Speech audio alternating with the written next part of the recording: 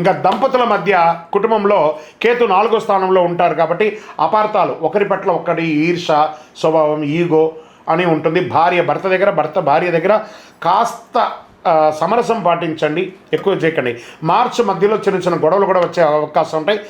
మళ్ళీ ఉగాది తర్వాత అన్నీ శాంతి అయిపోతుంది, ప్రశాంతంగా. అది కుటుంబం అంటే ఇలాగే ఉంటుంది, కానీ కొంచెం జాగ్రత్త పడండి.